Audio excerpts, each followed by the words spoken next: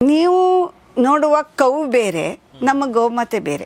ಮತ್ತು ಹಸುವಿಗೂ ಮತ್ತು ಗೋವಿಗೂ ಏನು ವ್ಯತ್ಯಾಸ? ಏನು ವ್ಯತ್ಯಾಸ ಅಂದರೆ, ನಮ್ಮ ಗೋಮಾತೆಗೆ ನೀವು ಫಿಸಿಕಲ್ ಸ್ಟ್ರಕ್ಚರ್ ನೋಡ್ತೀರಿ ಅಂತಂದರೆ ಅವಳು ನೋಡೋಕ್ಕೆ ತುಂಬ ಸುಂದರ ಆಗಿರ್ತಾಳೆ.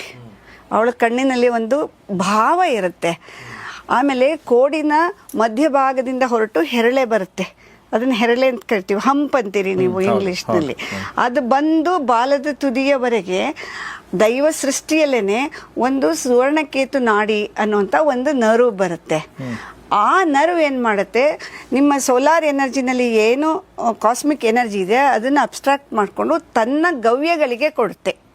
ಗವ್ಯ ಅಂದರೆ ಹಸುವಿನ ಪ್ರಾಡಕ್ಟ್ಸ್. ಹಾಗಾಗಿ ಹಸುವಿನ ಎಲ್ಲ ಗವ್ಯಗಳಲ್ಲಿ ತೆಳು ಹಳದಿಯ ಬಣ್ಣ ಇರುತ್ತೆ. ಅದನ್ನು ನೀವು ಈಗೇನು HF ಜರ್ಸಿ ಹಸು ಸಿಟಿಲೆಲ್ಲ ಓಡಾಡುತ್ತೆ, ಅದರಲ್ಲಿ ನೋಡೋಕ್ಕಾಗಲ್ಲ. HF ಜರ್ಸಿ ಹಸುಗಳು ಅಕಸ್ಮಾತ್ ಗಂಡು ಕರುವನ್ನು ಹಾಕಿದ್ರೆ ಸ್ವತಃ ಹಸು ಸಾಕಿರೋ ಮನುಷ್ಯನೇ ಆ ಕರುವನ್ನು ಮಾರಾಟ ಮಾಡಿಬಿಡ್ತಾನೆ ಅಥವಾ ಬೀದಿಗೆ ಬಿಡ್ತಾನೆ. ಅದು ಓಪನ್ ಸೀಕ್ರೆಟ್, ಹೌದಾ? ಅದಿಲ್ಲದೆ ಹಾಲು ಕೊಡುತ್ತೆ. ಆ ಹಸು ತನ್ನ ಮಗು ಇಲ್ಲದೆ ಹಾಲು ಕೊಡುತ್ತೆ, ಅದ್ರ ಮುಂದೆ ತಿಂಡಿ ಇಟ್ಟರೆ ಹಾಲು ಕೊಡುತ್ತೆ.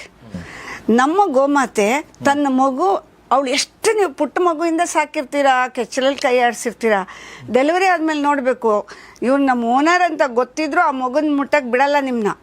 ಅಷ್ಟು ಕೇರ್ ಮಾಡುತ್ತೆ ತನ್ನ ಮಗುನ. ತನ್ನ ಕರು ಇಲ್ಲದೆ ಹಾಲು ಕೊಡಲ್ಲ.